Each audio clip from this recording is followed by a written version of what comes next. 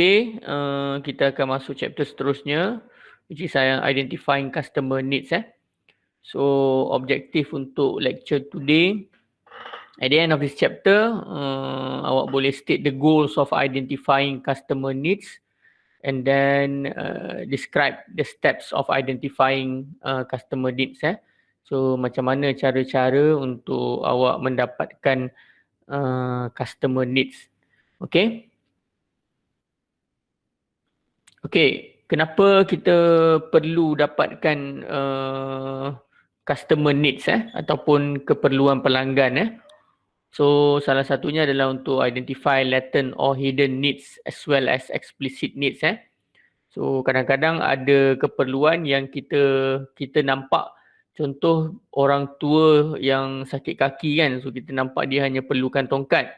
Tapi kita tak tahu sebenarnya ada benda lain yang dia perlukan, contohnya kasut yang lebih selesa ke untuk dia berjalan instead of sekadar tongkat. So that is hidden needs. So ensure that no critical customer need is missed or forgotten. Okay, daripada kita buat study apa yang diperlukan oleh customer tu, kita pastikan tak ada yang tertinggal, terutama keperluan-keperluan yang kritikal. And then to provide a fact base for justifying the product specification. Okay, so bila kita design sesuatu, kita dapat justify kenapa kita design yang macam tu. Okay, based on customer needs lah. Okay, contoh kalau sekarang dalam iPhone dia ada LiDAR kan. Apa LiDAR tu? Apa LiDAR tu? Sambil-sambil kita discuss. Apa LiDAR tu? LiDAR sensor tu. Siapa tahu?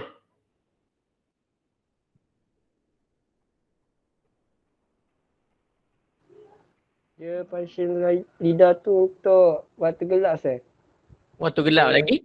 Selain tu? Selain daripada waktu gelap tu? Dia boleh guna untuk ukur tak? Ukur? Boleh. Kan? So dia adalah function-function lain. So ada additional features yang ditambah. Okay. So and then develop a common understanding of customer needs among members of the development team. Okay, untuk dapatkan kefahaman yang common tentang keperluan customer. Okay, selalunya kalau kita dalam design ataupun dalam R&D, research and development punya department, awak rasa siapa yang cari ataupun study tentang customer needs ni?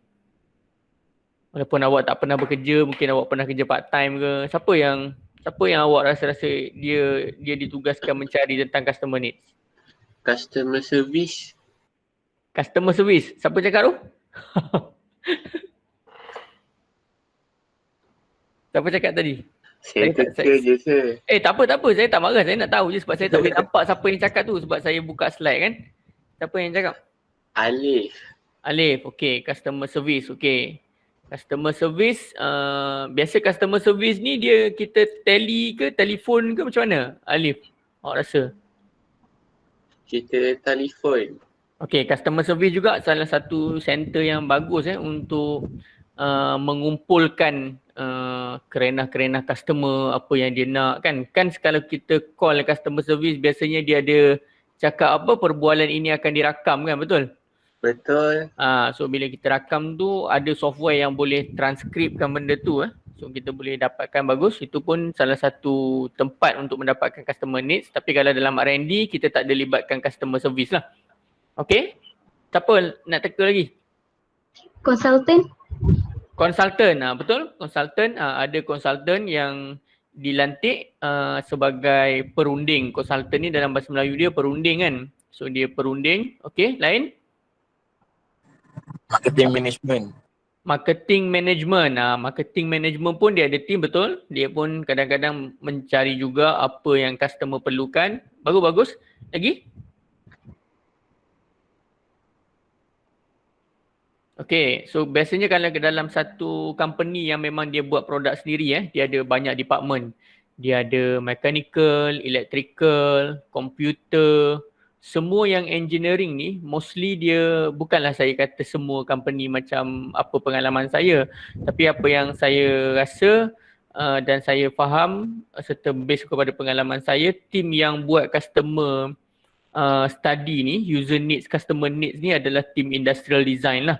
So dia dalam satu company dia ada industrial design punya office. Biasanya company office yang industrial design ni sangat-sangat strict lah nak masuk. Bukan semua orang boleh masuk Dia hanya orang yang ada akses kepada tempat tu saja boleh. Sebab di situlah lahirnya idea So biasanya tim-tim ni juga yang melakukan customer needs untuk design-design baru So biasanya team engineering ni dia hanya execute ataupun dia build up apa yang team industrial design bagi Kalau awak tengok designer-designer kereta kan, dia bukannya automotive engineer So dia adalah designer.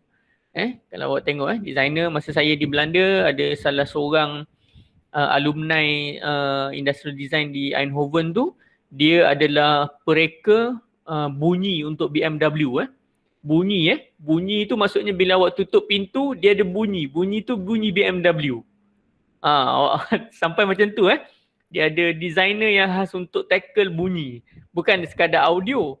So bunyi awak tarik tombol, bunyi awak tutup pintu kan, kalau awak tutup pintu kereta yang biasa dengan kereta mahal, lain kan bunyi dia, betul tak?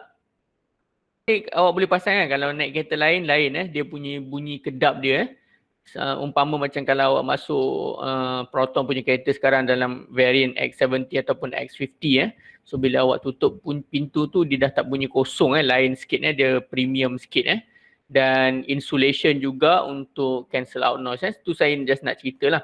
Okay, and then ensure that the product is focused on customer needs. Okay, customer needs ni sangat penting. Satu, bila awak buat PTA nanti, bila awak buat PTA, awak memang akan buat design and development. So awak perlu tahu apa yang customer tu perlukan. Okay, kalau awak buat PTA, siapa customer awak? Siapa customer awak? Awak tak ada tajuk lagi. Tapi kalau awak buat PTA, salah seorang customer awak siapa? PTA tu. Teka je. Tak apa. Tak ada masalah pun. Kau nampak pun awak nak teka-teka je. Lecturer. Lecturer lah salah seorang customer awak So supervisor awak lah. Tapi kalau awak ada projek yang untuk orang tua ke, untuk kanak-kanak kurang upaya ke, so itu adalah customer awak So bila kita ada customer needs ni, kita ada benda yang kita boleh cerita untuk justify kenapa design kita macam tu. Tidaklah kalau kita tak buat benda ni, kita tak akan tahu. Kita tak tahu, kita nak cerita apa bila lecturer awak, panel awak tanya, kenapa awak design benda ni macam ni? Awak tak tahu nak cerita apa. Sebab awak tak tahu apa yang customer awak nak. Okay, itu adalah antara goals of identifying customer needs. Okay, so then we go back to the concept development process seperti yang saya share sebelum ni. When you have the mission statement and then the first step is identifying the customer needs. Okay. Untuk chapter ni Okay. Steps of identifying customer needs. Okay, macam mana awak nak identify keperluan customer ni. Okay. Step dia satu, awak gather the raw data from customers. Nanti kita akan tunjuk apa jenis-jenis raw data. Then gather the raw data from the customers and then interpret the raw data in terms of customer needs. Okay, awak interpret data-data tersebut. And then organize the needs into a hierarchy if necessary. Sebab mungkin kalau awak buat study tu dengan sangat banyak customer ataupun participants, awak akan dapat banyak statement of needs. So awak boleh organize dia. And then establish the relative importance of the needs. Awak boleh susun juga, tengok kepentingan setiap keperluan tu. Okay, sebab kita nak memenuhi keperluan semua pelanggan pun susah, tapi kita cuba tengok the importance and then reflect on the results and process. Okay. Just nak double check, awak dengar ke bunyi kipas bilik saya ni bila saya cakap ni? Tak. Okay, tak Okay, alright. Okay. Step 1, kita kumpulkan raw data daripada pelanggan. Okay. 3 kaedah, 3 methods are commonly used in gathering raw data from customers. They are, okay, 1 interviews, 2 focus group, dan 3 observing the product in use. So interview biasanya kita lakukan Macam saya pun sebab saya banyak buat research yang berkaitan product design. So saya ajar budak-budak saya macam mana awak pergi interview, klinik, awak interview siapa juga berkaitan dengan barang yang awak buat supaya awak dapat feedback terhadap design awak. Okay, focus group ni adalah group yang kita tetapkan fokus untuk design kita. Contoh kalau kita target design untuk remaja, so kita akan interview remaja lah. So kalau kita target untuk orang tua, kita akan target untuk orang tua lah. Sebab kalau kita target untuk semua peringkat umur, so kita kena varieskan lah. So kita kena dapatkan feedback untuk semua peringkat umur lah. And then juga kita observe the product in use. Okay, kita tengok juga produk-produk yang itu macam mana dia digunakan. Observing the product in use. Okay. Dalam sesi interview kita boleh ada interview, maksudnya soalan, dan kita juga boleh bagi survey ataupun questionnaire. Okay. And then so choosing the customers. So as a practical guideline for most products, conducting fewer than 10 interviews is probably inadequate and 50 interviews are probably too many. Okay, bila dia cakap macam ni kan, maksudnya kalau you buat 10 saja temuduga, dia kata tak cukup, dan 50 temuduga tu terlalu banyak. Apa maksud dia dekat sini? Antara value 10 dengan 50 tu. Macam mana kita nak justify value that 10 hingga 50 tu? Kita belajar, awak belajar matematik kan? Macam mana?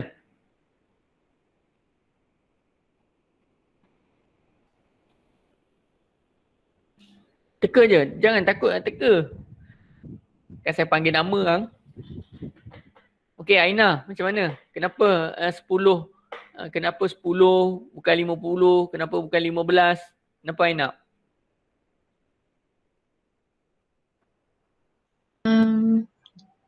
Sebab kalau sikit sangat nanti dia tak cukup mewakili satu kumpulan tu. Okay. Kalau lebih sangat takut dia ada yang macam ni macam ada. Okey, kalau kita banyak sangat participants untuk kita interview, apa dia punya keburukan dia? Keburukan dia. Apa kebaikan dan apa keburukan dia? Siapa nak cakap je, saya tak kisah. Akil Najmi. Cuba Akil pula. Ya. Apa keburukan dia? Kalau apa keburukan, apa kebaikan dia kalau kita ada banyak data, banyak participants? Saya kurang pasti lah. Tak apalah, teka lah. Kalau awak buat interview, awak jadi penemu duga kan. Kalau ada ramai sangat orang, apa masalah dia? Saya jadi pening. Jadi pening. Okey. Terlalu banyak idea. Terlalu banyak idea. Okey, tapi idea tu kita nak, betul? Betul. Makan masa. Apa dia? Makan masa. Betul. Tu penting makan masa. Muhammad bagus. Semua nama Muhammad kat depan ni. Siapa lagi saya nak tanya ni? Okey, macam tadi, kenapa kita, macam mana kita nak determine 10 ke 50 ke? Muhammad Syahabuddin. Macam mana? Kita ambil yang balance dalam tengah-tengah contoh lah. Balance tu dekat mana? Dalam 20 contoh lah, dia tak banyak, dia tak kurang. Okey. Ni best ni Ikut panggil keadaan, ikut keadaan. Ke ikut PKBB ataupun PKPD lah. Ikut situation pun boleh juga sir. Nur Farah Adilah. Saya suka saya kena main panggil macam ni, bau syok sikit.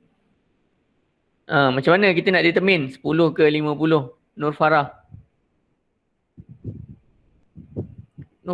Tak ada. Ni join je ni, pergi kena beli nasi lemak. Ada. Ingat pergi beli nasi lemak ni. Okey, macam mana kita nak determine 10 ke 50? Tak sure lah.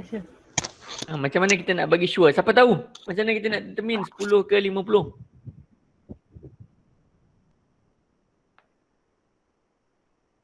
Nur Amira. Nur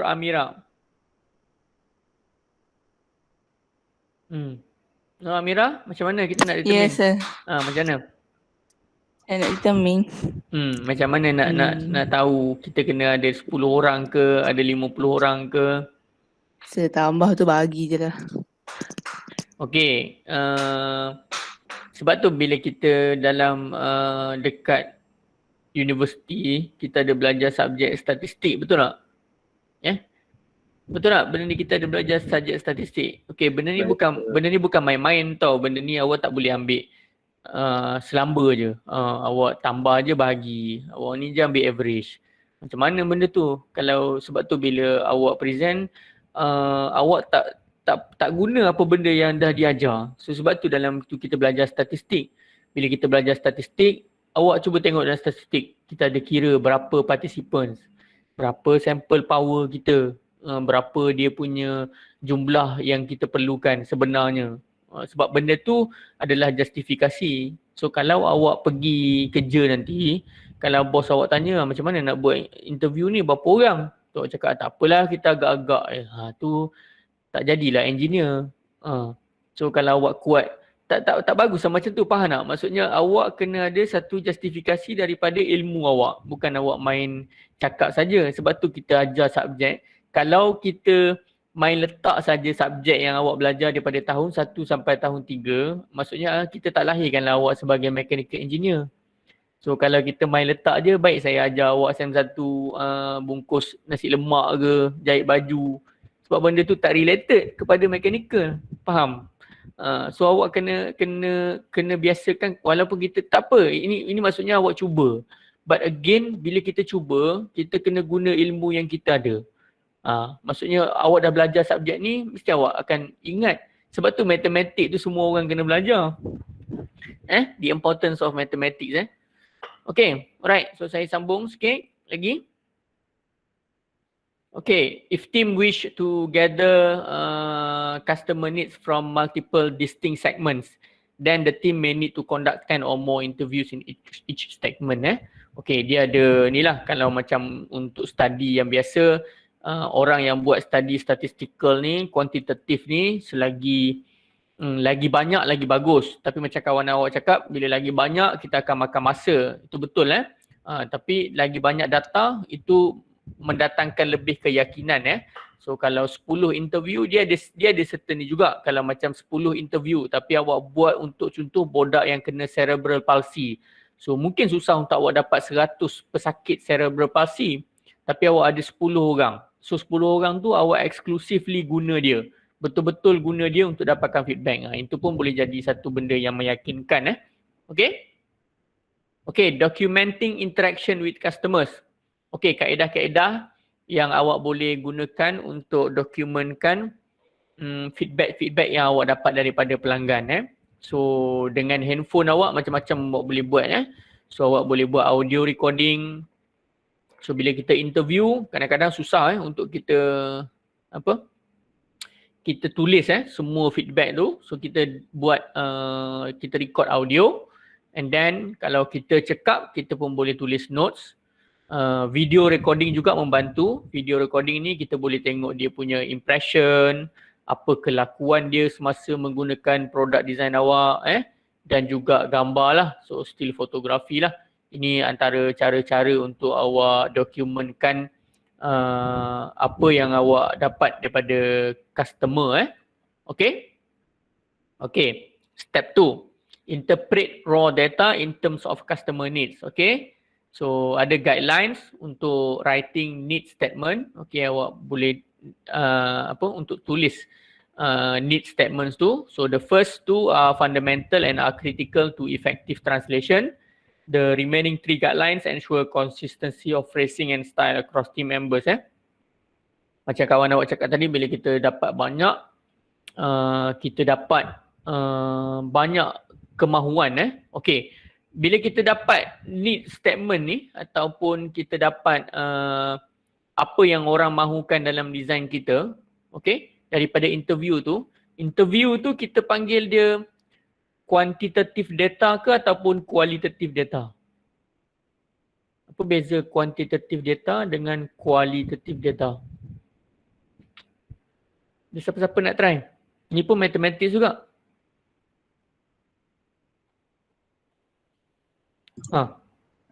Kuantitatif. Interview kuantitatif. Ya. Kenapa awak kata dia kuantitatif? Apa maksud kuantitatif? Sebab dia kita interview ramai orang. So jumlah dia akan bertambah. So kuantitatif ni lebih pada nombor. Okey, siapa yang cakap ni? Daniel. Muhammad Daniel. Okey, good. Daniel mencuba. Yang lain? Siapa lagi nak try? Bagus tak apa. It's good kita discuss Siapa lagi? Kuantitatif atau kualitatif? Kena panggil nama Boleh. Tak ada masalah panggil nama. Yusri. Kuantitatif atau kualitatif? Yusri? Yusri Razali. Kuantitatif. Kenapa kuantitatif, Yusri? Sebab dia ada close-ended questions. Close-ended question. Okay. Bila kita dapat data daripada kita interview orang, dia adalah kualitatif. Kuantitatif ni maksud dia quantity. So you ada numbers. Memang kita interview orang pun ada numbers, tapi kita ada numbers of participants saja. Contoh Daniel tanya saya, Dr. Zairi suka makan apa? So saya cakap saya suka makan nasi lemak. So saya suka makan nasi lemak tu adalah satu statement yang bukan kuantitatif. Okey? Faham tak? Faham tak? Contoh kalau Daniel bagi soalan survey pada saya, soalan survey tadi dalam bentuk interview, Daniel bagi dalam bentuk soalan survey pula. Soalan survey, soalan pertama, berapa bungkus nasi lemak awak makan sehari?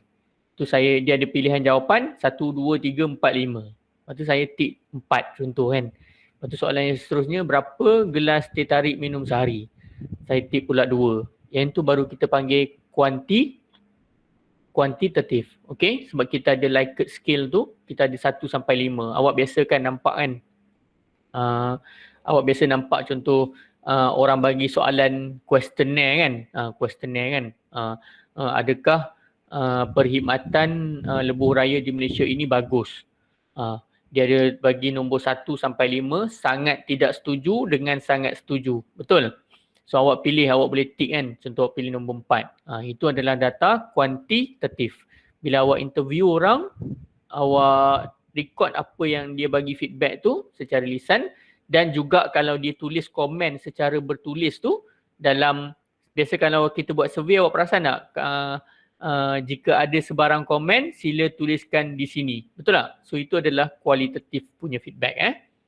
Okay, bagus terima kasih pada yang cuba tadi. Very good. Okay. So, okay. And then 5 guidelines. Ini guidelines for writing the need statement. Okay. First, you express the need in terms of what the product has to do, not in terms of how it might do it. Okay. So awak expresskan keperluan tu dalam bentuk terma dia, apa produk tu akan buat okay. Bukan dalam terma macam mana dia mungkin akan buat. Okay. So express the need as specifically as a raw data. Use positive not negative phrasing. Okay. Gunakan phrasing yang positif. Express the need as an attribute of the product. Okay. Keperluan tu sebagai attribute of the product, and then avoid the words must and should. Okay.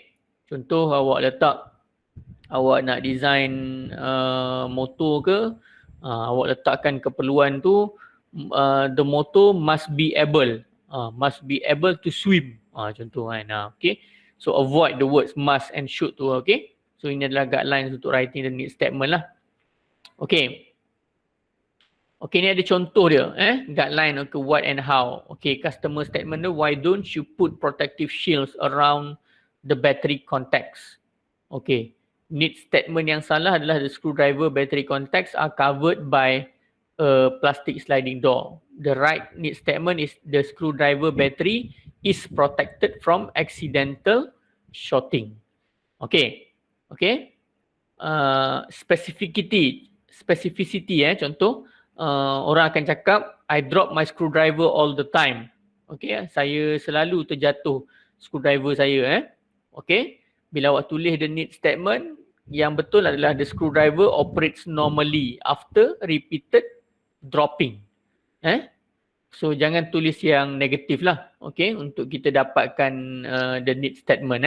Kalau awak tengok yang dalam pembuka dengan penutup kata tu kan, itu adalah quote daripada customer yang bagi. Positif, not negative. Contoh, it doesn't matter if it is raining, I still need to work outside on Saturdays. Okay, so the screwdriver operates normally in the rain. Contoh macam tu. Ini adalah salah satu contoh-contoh lah. Okay. Step ketiga, awak organize the needs into hierarchy. So the result daripada step 1 dan 2 tadi akan jadi satu list lah. Mungkin awak akan dapat 50 kepada 300 statements.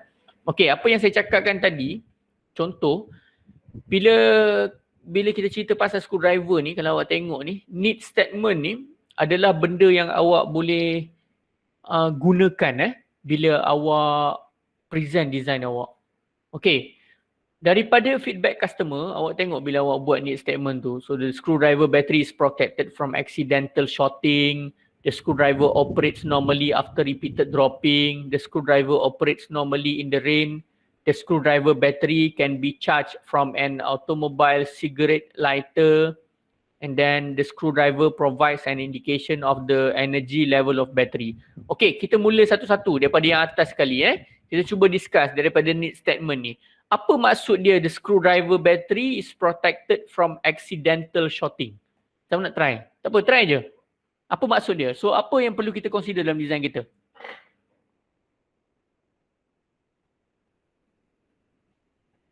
Siapa nak try? Yang first. Nampak tak? Need statement right tu.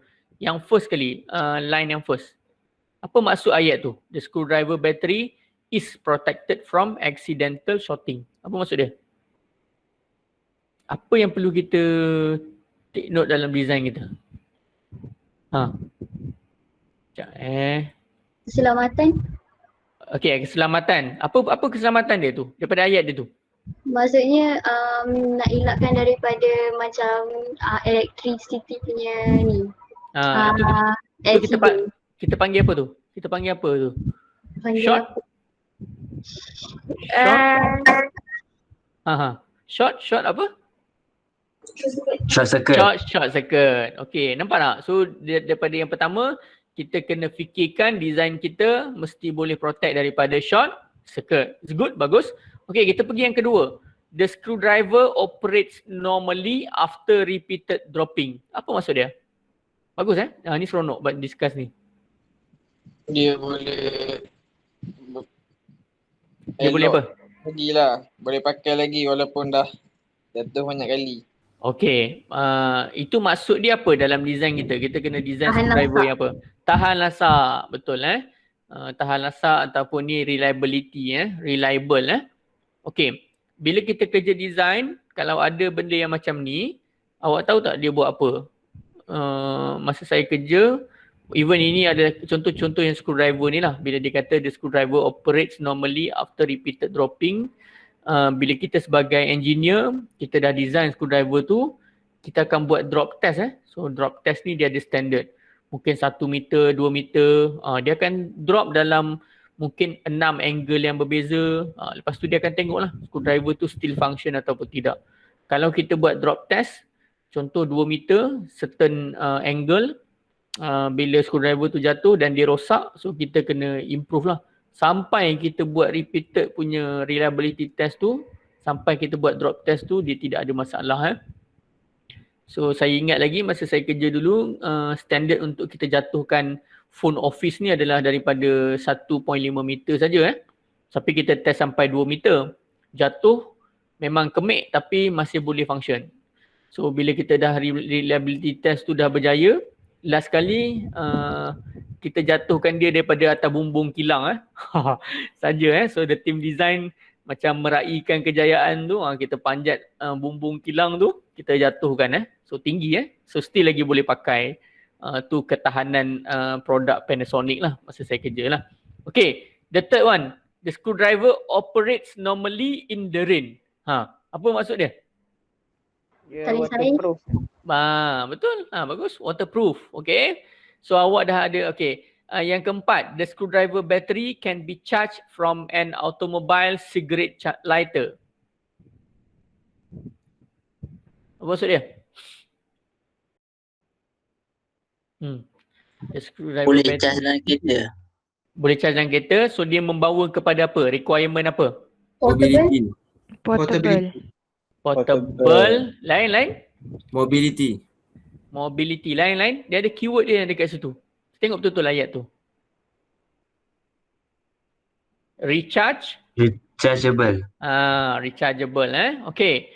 The portability pun okay, kita boleh terima. The screwdriver provides an indication of the energy level of the battery. Last tu. Apa maksud dia? Dia kalau bateri nak habis tu dia ada tunjuk lah signal yang bateri tu nak habis ke tahap bateri dia. Tahap bateri so dia ke bagi information. So sekarang awak ada 5 contoh daripada apa yang kita discuss ni, dia ada 5 keperluan utama. Yang pertama tadi adalah safety ataupun avoid short circuit, safety. Yang kedua heavy duty ataupun reliable. And then yang ketiga waterproof. Yang keempat rechargeable. Yang kelima adalah information ataupun indication ataupun alarm. So ini adalah benda yang bila awak ada 5 need statement tadi, yang ni yang awak akan gunakan untuk awak design the screwdriver. So bila awak present, bila awak cerita, saya design ni sebab dia nak tahan lasak. Kenapa tahan lasak? Sebab ada banyak customer kata dia asyik jatuhkan screwdriver. So siapa boleh bangkang awak punya idea? Faham tak? Justification awak tepat. Kenapa awak masukkan keperluan dia untuk jadi waterproof kepada screwdriver ni? Saya buat design dia waterproof sebab ada customer kata walaupun kat luar hujan, dia akan tetap kerja. So saya kena design screwdriver yang waterproof.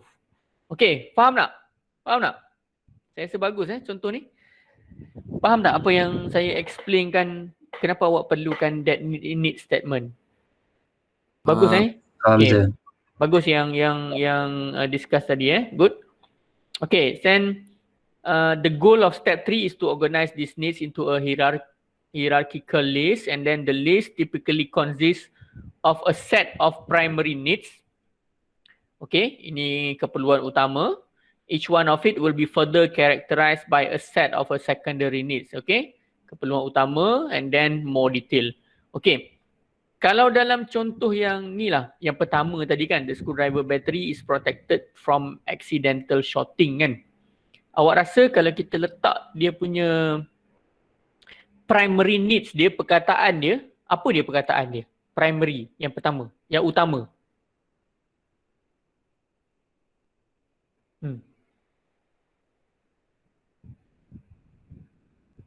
Teka daripada yang pertama ni, the screwdriver battery is protected from accidental shorting. So apa kita nak letakkan perkataan primary needs dia? Safety. Betul. Tepat safety. Then what is the secondary needs? More detail.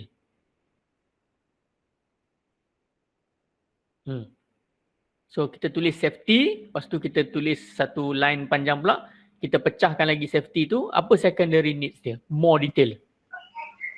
Protected. Protected, lain?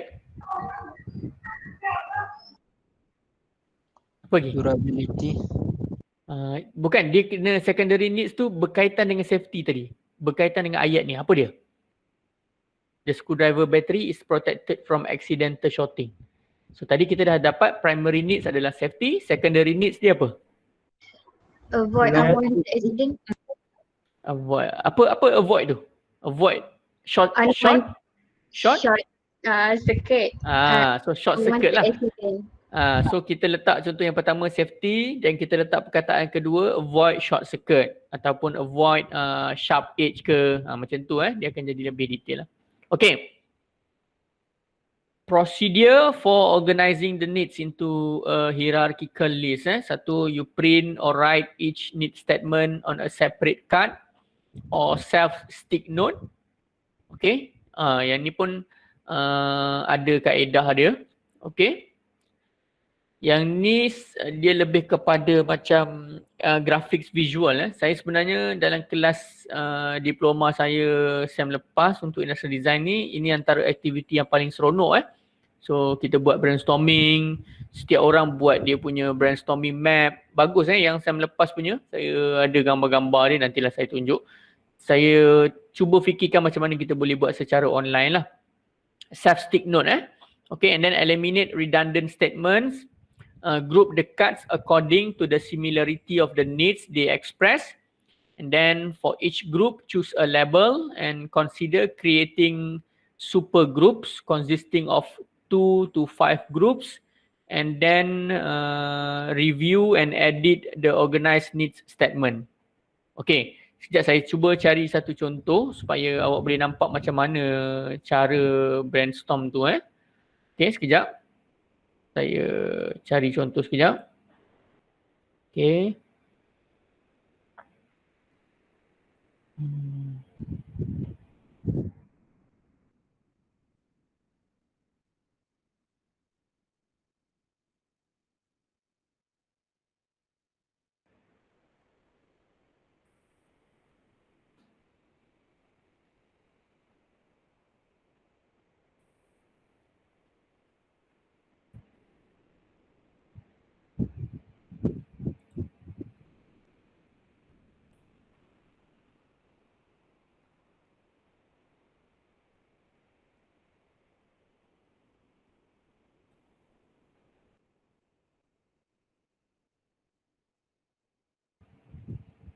Okay, saya jumpa dah. Sekejap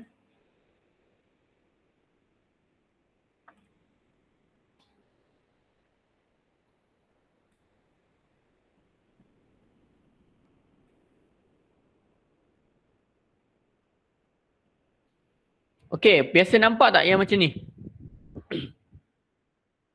Biasa nampak tak macam ni? Biasa. Oh, awak biasa nampak dekat mana? Saya tengok yang dekat dalam. Dekat dalam? Biasa je. Dekat mana awak nampak? Dekat TV. Dekat TV. Okay, kalau awak tengok ni dia ada 4 kolom tu kan? Yang ni SWOT. dia tahu pun. Bagus dah belajar ke SWOT ni? Kelas perniagaan dulu. Kelas perniagaan. Okay. Okay, contoh macam bila kita brainstorming, awak kata SWOT kan, SWOT kan, strength, weaknesses, opportunities dengan threats kan. Okay, kenapa orang ajar kita SWOT? Kenapa tak sweet ke, kenapa tak swing ke? So ini adalah method So ini adalah method. Even kalau awak pergi dekat kilang pun, awak pergi dekat company pun, mungkin company tu dia akan pakai SWOT dia tak pakai sweet, dia tak pakai swing. Sebab SWOT ni adalah benda yang standard lah. Kita bincangkan strength, opportunities, weaknesses and then threats Okay, sticky note ni cara yang bagus juga SWOT ni adalah satu teknik. Ini dia asingkan lah, awak tengok dia asingkan ikut kekuatan dia, weaknesses, opportunities and threats. Tapi saya lebih kepada nak tunjukkan kepada awak macam mana kita gunakan sticky note untuk kita brainstorm idea. Okay, idea cakap pasal idea idea ni dia tak datang macam awak balik kuliah kediaman, awak duduk kat meja awak, tiba-tiba tu ada idea penuh semua untuk PTA awak. Tak ada idea ni kadang-kadang awak tengah semayang, kadang awak tengah makan, awak terfikir idea tu. So idea ni bila kita datang je idea tu, kita tak boleh biarkan dia dalam fikiran kita saja tau. You kena catat ataupun you kena tampal macam ni. So bila saya buat design di Belanda ini benda yang selalu saya amalkan, dan sebab saya tengok orang design ni dia memang macam ni So dia lontar idea tu dia kena nampak tiap hari. Bila you nampak benda tu selalu dia akan kembang dan you akan bercambah idea you. Even idea tu you tak tahu lagi dia bagus ataupun tak bagus, tapi you tampal saja. So ini adalah salah satu cara yang bagus untuk awak brainstorming. Even awak ada group punya projek contoh awak ada group projek, contoh ada berkumpulan 4 orang, beli satu kertas majung, letak dekat bilik siapa-siapa ke, bilik Amar ke, letak. Lepas tu yang lain ahli kumpulan tu bila ada idea je, ketuk pintu bilik Amar, tampal. Janganlah Amar pun tetapkanlah masa. Janganlah pukul 2 pagi ada idea pula datang bilik Amar tampal lah. Tu kacau pula nak tidur kan. Tapi maksud dia bila you berkumpulan, kadang-kadang ada orang ni dia jenis malu nak cakap tau idea dia. So bila dia malu, dia mungkin boleh tulis dan tampal. So itu salah satu cara lah untuk membantu you untuk generate idea. Nanti saya akan share lagi teknik untuk topik-topik selepas ni, macam mana you nak buat brainstorming Okay? Alright. Step 4, establish the relative importance of the needs. Okay, in the needs process, establish the relative importance of the customer needs. Identify in step 1 until 3. So ada 2 basic approaches to the task. Satu, relying on the consensus of the team members based on their experience with customers, and then base the importance assessment on further customer surveys. Okay, step 5, you buat reflection So reflect on the results and the process. Okay, the team must challenge its result to verify that they are consistent with the knowledge and intuition the team has developed through many hours of interaction with customers. Okay. Saya cerita kat awak memang kalau sepanjang 12 tahun saya bersama UMP, even saya pun baru balik untuk industrial design tahun lepas. Bila saya perasan dah 10 tahun dengan mechanical engineering, student kita masih lagi macam tu sebab student kita macam tu sebab kita tak ada skill untuk be kreatif Kita tak gunakan teknik yang macam mana orang design bagi ataupun guna bila dia buat design. Biasanya assignment awak kadang-kadang ada assignment design, ada assignment yang kena create ni, betul tak? Boleh tak saya tahu apa yang awak rasa? Awak sekarang ni tahun 2 diploma kan? Betul awak tahun 2? Betul sir. Okey, Yes, awak tahun 2 kan? Ada tak subjek yang dah suruh awak design? So macam mana awak buat design? Ada tak subjek yang dah bagi assignment buat design? Tak apalah, kita sembang lah. Janganlah pasif sangat. Macam mana kita nak belajar ni? Apa dia? Side? Hydraulic. Dia suruh design apa, Side? Design circuit. Design circuit? Yep. Okey, macam mana awak buat design circuit? Dia baru bagi semalam tu. tak buat lagi sir. Tak buat lagi. Apa dia punya soalan dia? Dia ada design lah. Yang masa SolidWorks tu. Ha. Kita kena buat projek. Masa tu SolidWorks tu last project kan Syed? Yang Sir Zul suruh buat tu. Dia suruh buat satu group konsep pada 5 orang.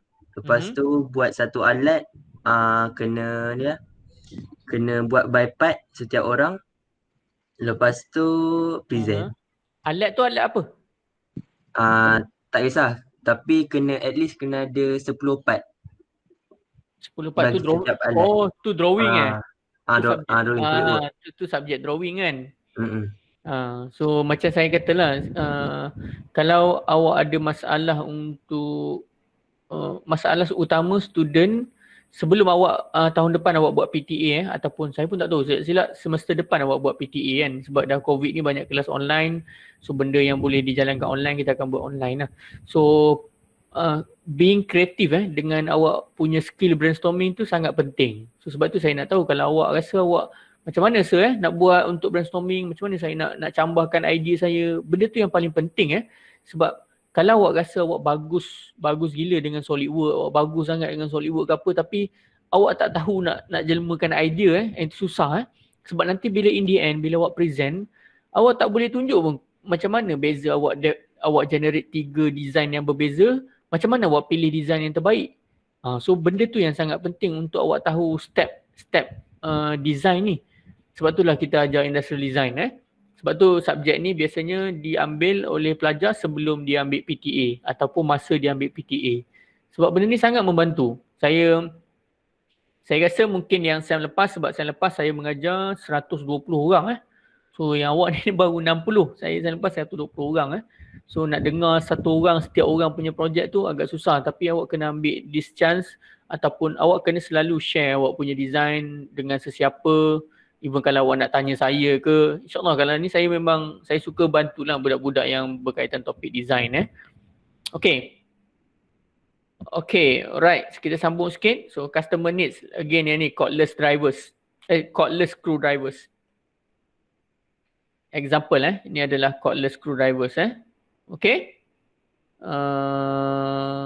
Evolution ini pun boleh dikatakan sebagai evolution evolution terhadap screwdrivers. Tapi walaupun sekarang kita ada yang cordless punya screwdriver kan, tapi screwdriver yang asal tu masih kita pakai tak sekarang? Maksudnya yang tak cordless tu masih dipakai tak? Saya Pakai. Kan? So kita nampak tak perkembangan design untuk cordless screwdrivers ni, dia tak mematikan pun design yang lama. Betul tak? Apa contoh perkembangan design barang yang mati benda yang lama? Apa contohnya? Maksudnya dengan adanya barang sekarang, barang yang sebelum ni orang tak pakai dah. Apa dia? Kamera je. Phone. Telefon. Phone Okay. 3 skupang. Okay, itu phone 3 skupang lah. Maksudnya dia still lagi phone. Faham tak? Dia still lagi telefon. Kalau kita kata macam telefon yang bukan smartphone lah, maksudnya awak kan telefon yang biasa dengan telefon yang smartphone. Tapi masih ada orang yang pakai telefon biasa, betul tak? Bukan semua orang pakai telefon smartphone. Mungkin orang tua dia pakai telefon biasa.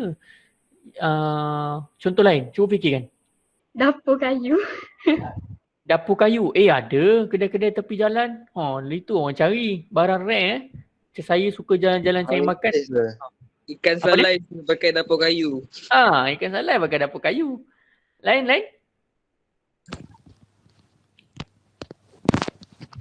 Dekat padi orang tak pakai lembu dah. Apa dia? Sawah padi orang tak pakai lembu. Kuala Pahang ni banyak lembu bang. Sawah padi memang orang tak pakai lembu. Tu untuk makan kot saya. Sawah padi tu orang pakai kerbau bang. Pakai lembu. Orang pakai kerbau lah Fi, bukan lembu. Yoyang lah Okay, lembu. lain. Lain. Contoh lain. Jigsaw masuk awak orang tak pakai jigsaw. Macam mana? Jigsaw tu. Tak, kan orang pakai gergaji kan. Sekarang kan dah ada yang macam mesin grinder, bukan grinder. Yang tu. Tapi orang still pakai gergaji. Tukang kampung pakai gergaji. Sir, filem kamera sir. Tu betul. Tu satu daripada filem kan. Filem sekarang orang dah pergi kepada digital punya kan. Itu dah memang matilah bisnes. Awak tengok Kodak, company-company kan. Saya nampak semalam Nikon Malaysia pula nak tutup Saya tak tahu kenapa sale kamera tu pun tadi betul juga bila dah terlalu banyak telefon canggih, dia boleh mematikan kamera punya bisnes. Tapi kamera punya bisnes ni dia still ada pengguna, which is orang yang buat production lah. Satu lagi yang saya nampak adalah disket. Betul tak? So daripada disket dia pergi kepada apa?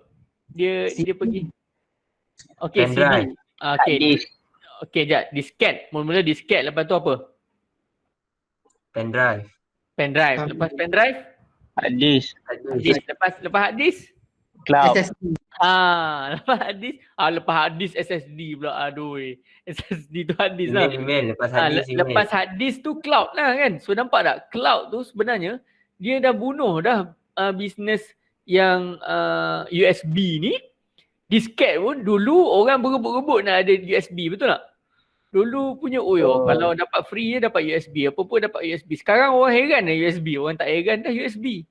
Sebab orang sekarang dah pakai cloud. Orang sekarang memang dah tak perlu pun. Sebab USB ni dalam 5 ke 10 tahun kita tak tahu, mungkin mati lah bisnes dia. Tenggelam. So itu antara ni lah. Bagus Good. Kepada yang berani bagi example. It's good Okay. So mission statement untuk project screwdriver ni kalau kita tengok. So product description, a handheld power assisted device for installing threaded fasteners. Screwdriver ni antara brand yang power apa? screwdriver yang macam ni. Brand yang power apa? Bosch. Bosch. Bosch ada kat Malaysia tak? Bosch. Ada. Dekat mana company Bosch? Selangor? Selangor ada? Siapa tahu company Bosch ada kat mana? Penang lah bos, Penang. Penang. Okay So Bosch ada dekat Penang Okay. So key business goals dia, satu, product introduced in the fourth quarter of 2000, year 2000, 50,000 gross margin, and then 10% share of cordless screwdriver market by 2004. Ni dia punya mission statement lah. Biasanya yang tetapkan di atas ni adalah bosses ataupun marketing punya team And then primary market adalah do it yourself So DIY punya consumer Awak tengok market sekarang DIY besar kan, betul tak kat Malaysia ni? Saya rasa dia bukan satu bandar, satu kedai DIY. Dia dah sampai tahap satu taman perumahan, satu DIY Kalau awak tengok DIY punya company, dia dah masuk Bursa Saham Kuala Lumpur. So sampai hujung tahun ni dia target ada 1,000 cawangan DIY satu Malaysia. So kalau awak tengok DIY, awak pun mesti selalu juga pergi DIY kan. Sekarang orang apa-apa DIY. Jangankan kita budak sekolah pun DIY Anak saya balik sekolah je ajak pergi DIY.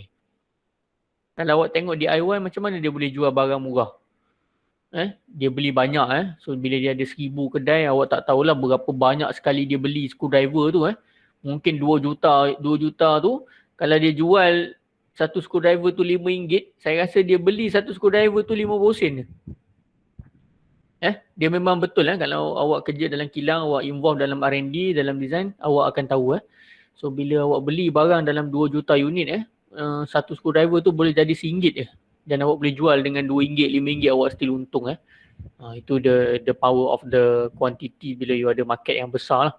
Okay. So secondary markets adalah casual consumer, light duty professional. Okay.